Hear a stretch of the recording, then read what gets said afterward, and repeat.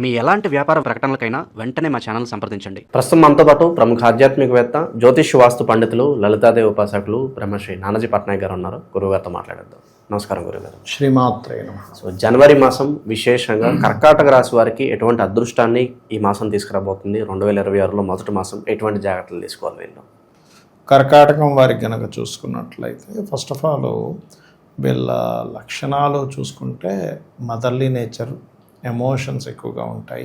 సహజంగా చెప్పాలంటే రక్షణ పోషణ అనేటువంటి బ్రహ్మాండంగా వీళ్ళలో ఉండే పాజిటివ్ అది. అయితే ఈ మాసంలో వీళ్ళకు ఉండే గ్రహస్థితి కనుక చూసుకుంటే ఫస్ట్ 2 వీక్స్ 6వ స్థానంలో అధిక గ్రహాలు ఉంటే 3rd and 4th వీక్ సప్తమంలోకి చేరుకుంటున్నాయి. అష్టమ రాహువు, భాగ్యశని, 12వ స్థానంలో గురువు, ధనస్థానంలో కేతు ఉన్నాడు. అయితే ఈ గ్రహస్థితిని అనుసరించి వీళ్ళకి అసలు ఈ నెల ఎలా ఉండబోతుంది, ఎటువంటి పరిహార మార్గాలు చేసుకోవాలి, ఏ విషయాల పట్ల కించిత్ జాగ్రత్త వహించాలనేటువంటి అంశాలు చెప్తుంది నేనైనప్పటికీ కూడా చెప్పిస్తుంది సాక్షాత్ లలిత అమ్మవారిగా భావిస్తూ.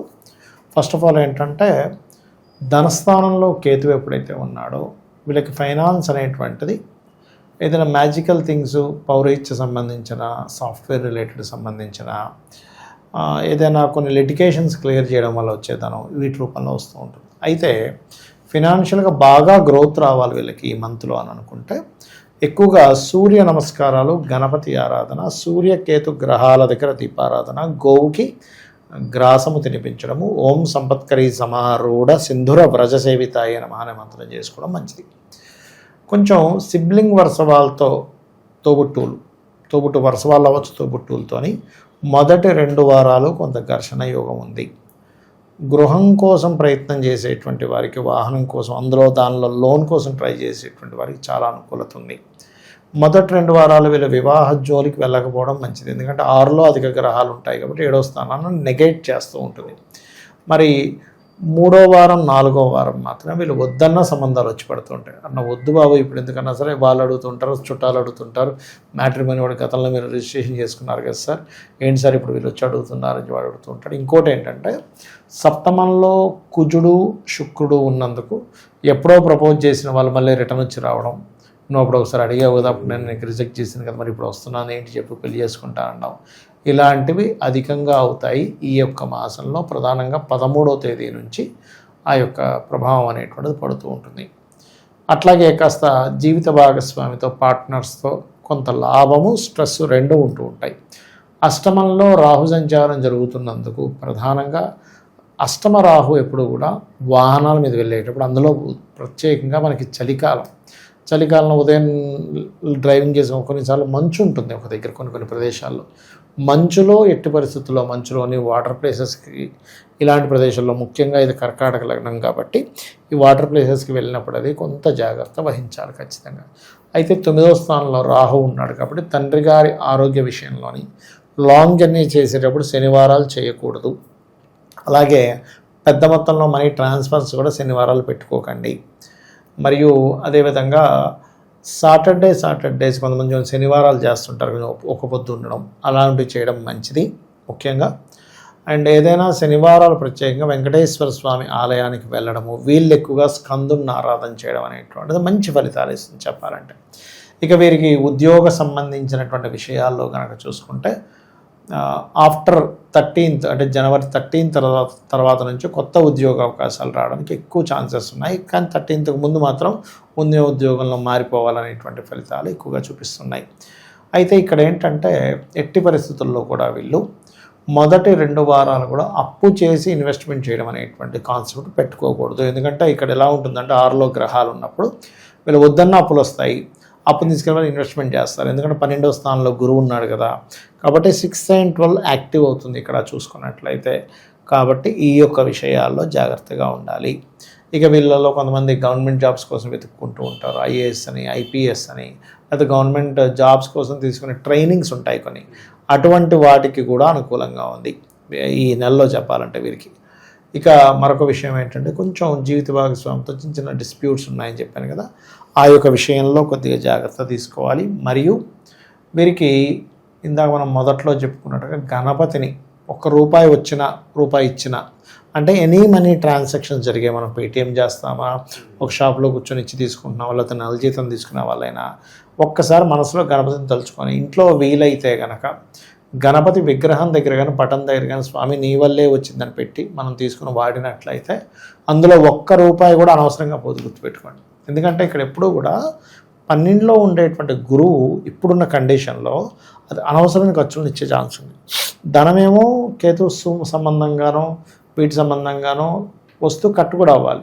ఇలా ఎవరైతే చేస్తారో మరియు ఖర్చు పెట్టేటప్పుడు కూడా ఒకసారి చండికాదేవి అయిన మహా గణపతి అయిన మహా అనుకుంటుంటారో ఖచ్చితంగా వీళ్ళకి అనవసరమైన ఖర్చులు ఉండకుండా బాగుంటుంది చెప్పాలంటే. ఇక విశేషంగా ఎటువంటి పరిహారాలు ఈ మాసంలో ప్రత్యేకంగా చేస్తే బాగుంటుందంటారు వీళ్ళు? బాగుంటుందండి. కాకపోతే వీళ్ళకి కొంచెం ఈ నెల మార్పులు ఎక్కువగా ఉన్నాయి. 3-4 వారాల్లో ఎక్కువ ప్రయాణాలు ఉన్న ప్రదేశం నుంచి మార్పులు ఎక్కువగా ఉన్నాయి. అయితే వీళ్ళు ఎక్కువగా స్కందుణ్ణి తలుచుకోవడము, గణపతి ఆలయాలకు వెళ్ళడము, దత్తాత్రేయ ఆలయాలకు వెళ్ళడమే మంచి ఫలితాలు ఇస్తుంది. అదేవిధంగా 12లో గురువు ఉన్నందుకు గోసేవ, గోశాలలకు వెళ్ళి అక్కడికి వెళ్ళి వాటికి అరటికాయలు తినిపించడం, బెల్లం తినిపించడము, వాటికి ఏదైనా కడగడము ఇట్లాంటివి చేస్తుంటారు. అలాంటివి మీకు దగ్గరలో ఉండేటువంటి శివాలయాల్లో లేకపోతే దత్త ఆలయాల్లో గంధము దానంగా ఇవ్వడం, అమ్మవారి ఆలయాలు గంధపు చెక్కిచ్చినా పర్లేదు, చాలా మంచి ఫలితాలు ఇస్తుంది. అనవసరమైన ఖర్చులు లేకుండా హాస్పిటలైజేషన్ అవ్వకుండా బాగుంటుంది.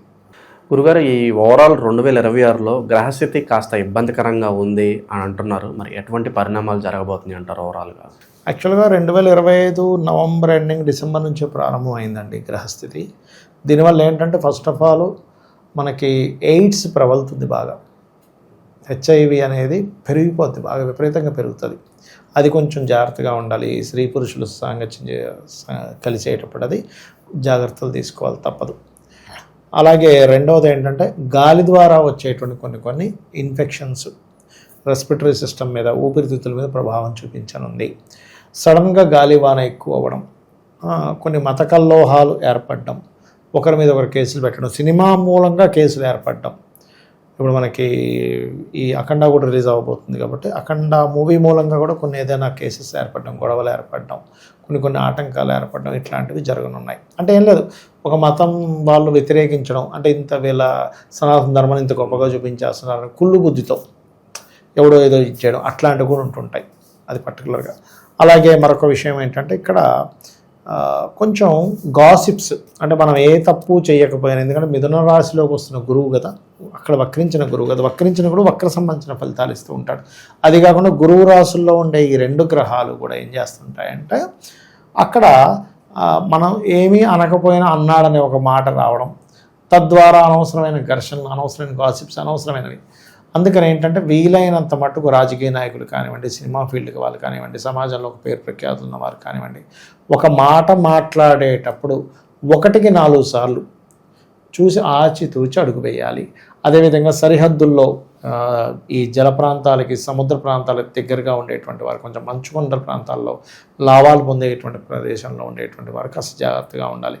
ఏ దేశం మీద ఇంకో దేశం మీద ఎప్పుడైనా ఏదైనా విమాన సంబంధంగా అటాక్ చేయవచ్చు, ఇది ప్రధానంగా గుర్తుపెట్టుకోవాలి.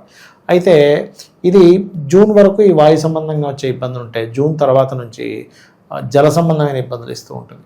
అయితే ఇక్కడ మనం ఎప్పుడైనా బయటికి వెళ్ళేటప్పుడు మనకి ఎటువంటి ఇబ్బంది కలగకుండా ఉండాలి.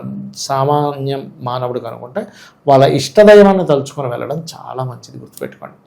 అలాగే మరొక విషయం ఏంటంటే చండీ పారాయణం, గోసేవ చేయడం, వీలైనంత మటుకు దగ్గరలో ఉండే ఆంజనేయ స్వామి కానీ, దుర్గాదేవి కానీ అమ్మవారి ఆలయాలకు వెళ్ళడం వల్ల ఎవరికి వారు రక్షింపబడతారు, అమ్మవారి అనుగ్రహంతో రక్షింపబడాలనే మనస్ఫూర్తిగా కోరుకుంటాం.